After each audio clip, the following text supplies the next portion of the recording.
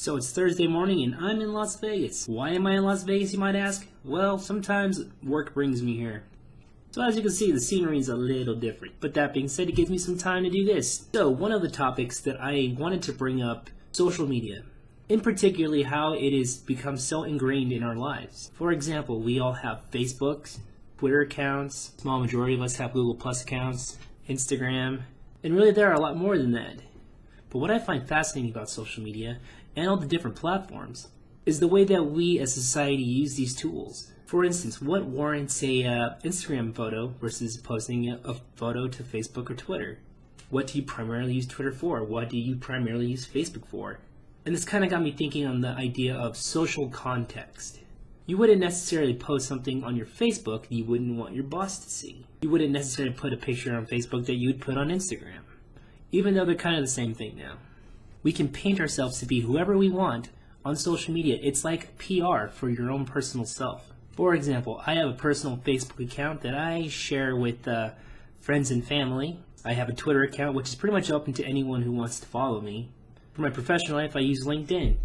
You would never see me post something personal in LinkedIn. It's mainly a social network for business professionals and engineers. The perception of me someone might get from LinkedIn would be different than the perception of me of Facebook or Twitter.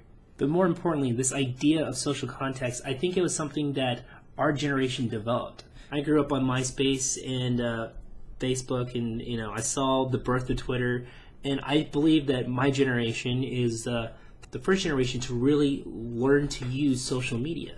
And we've had to develop this idea of context. And it was a growing experience. People posted things on Facebook and got in trouble, and some people lost jobs. People got kicked out of organizations, out of schools. Even though a large majority of us have figured out the social context among social media, I believe there are a lot of people out there who've not figured that quite out yet, and they're always blasting maybe stuff they shouldn't on public Facebook pages. Another general good rule of the internet is don't put anything on the internet that you don't want to ever be found. Because even in recent news, the iCloud scandal with the celebrities getting their nudes hacked, shit can happen. Don't take the unnecessary risk. That goes for all you Snapchatters too. Sure, you can take a picture and you can tell yourself it's going to delete, but some jackass could just screenshot it. So I really want to do a couple of videos on social networks and how they've really become part of our lives and how they continue to be part of our lives, because I think it's fascinating. Our children are going to grow up in a world never knowing what social media wasn't. Their online social life is very intertwined to their real social life, where our generation, it was just something that we adapted to and eventually accepted. So what do you guys think? Please comment down below. I want to plug a couple of my friends before I take off. We got Unfounded Hatred with Brandon Williams doing movie reviews. My buddy Sauce Jam's got his own YouTube channel. Another gentleman starting a YouTube channel, Adam Bryant. I'll put a link in the description down below. And as always, folks, thanks for watching.